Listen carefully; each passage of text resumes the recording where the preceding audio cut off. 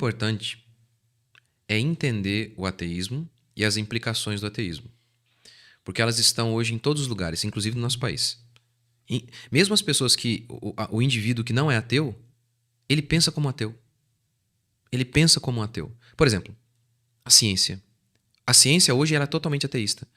E por isso ela dá muitas respostas erradas. Por quê? Porque ela parte de um pressuposto errado. Que pressuposto errado? Que Deus não existe. Tudo é matéria. Evidência, né? Precisa ter evidência, né? Não, e sim, mas tudo sempre tem um pressuposto. O pressuposto é o ponto de partida. E qual é o ponto de partida deles? Que Deus não existe, que tudo é matéria. Então, se tudo é matéria, tudo tem uma explicação fisiológica, física. Por exemplo, você vai ver hoje todo tipo de comportamento sendo descrito como doença. Por quê? Porque se Deus não existe, nem tem essa coisa chamada espírito, gente. A única coisa que existe é matéria. Então, o comportamento está para... Por exemplo, o xixi está para o rim, assim como o comportamento está para o cérebro. O nosso comportamento é apenas pulsos elétricos. É só isso. Tristeza também. É só uma questão de desequilíbrio químico. Por quê? Por conta do ateísmo. Mas tá vendo? O cara é crente. Ele é cristão, mas ele pensa dessa maneira. Ele acredita... Quer ver? Um nome. É o TOD. Transtorno positivo desafiador. O que é isso? É a criança que não pode ouvir não. É uma doença hoje. Tá vendo? Não é pecado mais. Por que não é pecado? Porque se Deus não existe, não tem pecado. Tá vendo, então, com a sua pergunta, né? Você acha que pode se tornar ateísta? Já é. Já é. O nosso país pensa de maneira totalmente ateísta. Os crentes pensam. O filho dela é rebelde e a Bíblia chama isso de pecado. Mas ela diz que é doença. Por que é doença? Porque não existe, se não existe Deus, não existe pecado. Então, mesmo essa pessoa que é crente está pensando de maneira ateísta. Está pensando de maneira ateísta. E essa também, o discurso do amor, do não julgueis, que Deus não mata, que Deus não pune, leva também ao ateísmo. Como assim? Ora, você começa a crer que Deus não pune, que Deus não julga. E aí, nossa, por que morreu não sei quem? A Bíblia é clara. Os teólogos ficam aí dizendo, eu não sei. A Bíblia diz, o salário do pecado é a morte. Tem morte porque nós pecamos. É claro, a Escritura declara. Mas e criança? É inocente. Não use esse adjetivo inocente ao lado do substantivo criança. Não use.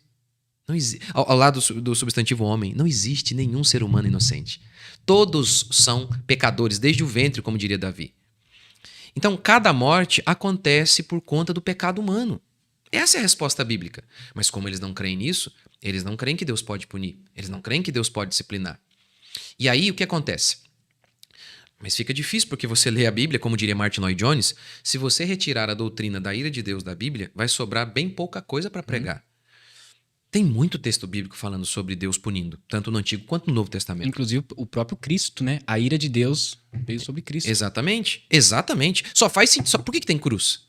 Porque a ira de Deus cumprindo a justiça sobre Cristo. Então o que acontece? Você fica só com esse discursinho do amor, que Deus não pune, que Deus não faz nada. E aí tem um monte de gente morrendo. Aí você fala, nossa, o que está acontecendo? Se Deus não aceita isso, por que está acontecendo isso? Então, ou Deus, nossa, mas meu Deus é todo poderoso e é bom, e mesmo assim tem gente morrendo, então ou ele não é todo poderoso ou ele não é bom. Aí, então meu Deus é falso. Mas é mesmo, o seu Deus, essa caricatura de Jesus não existe. Aí eles deixam de acreditar, mas não é no Jesus da Bíblia. Eles deixam de crer no Jesus que eles inventaram, que é esse Jesus que não pune, que não pode disciplinar, que não pode julgar o mundo. Porque o caos que tem hoje, todo tipo, o mal prova que Deus não existe. Não, é o contrário, né? É o contrário, porque, veja bem, se Deus não existe certo e errado. Se não existe certo e errado, não existe bem ou mal. Não é? Agora, se existe bem ou mal, existe Deus. Você faz a volta. Então você pergunta para ele assim, para um ímpio, para um ateu. Peraí, você concorda? Isso é irrefutável. Se Deus não existe certo ou errado, não é? E não existe bem ou mal. Não. Então por que agora você está dizendo que existe mal e está dizendo que Deus não existe? Quando você diz para mim que tem mal no mundo, então é porque você concorda que tem bem. Se tem bem, tem mal. Se tem bem e mal, tem certo e errado. Se tem certo e errado, é irrefutável. Calor, frio. Tem Deus? Então existe Deus. É justamente o contrário. O mal prova que Deus existe. Porque você mesmo está mostrando que tem um parâmetro de justiça, de coisa certa, de algo que é certo e algo que é errado. E isso é concebível no mundo em que Deus existe. Agora, quando as pessoas deixam de acreditar que Deus pode punir, que Deus pode aplicar sua ira, como declara Romanos 1,18. A ira de Deus se revela. Não é que vai revelar, não. Vai se revelar também, mas já está sendo revelada. Apocalipse apresenta Deus punindo os homens, matando gente o tempo inteiro. O Antigo Testamento também.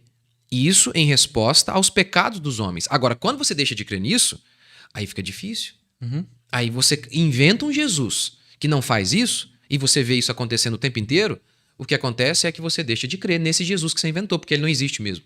Então, eu tenho certeza que esse Jesus que eles inventaram não existe, mas cedo ou mais tarde eles vão descobrir isso, e aí eles acabam indo para o ateísmo.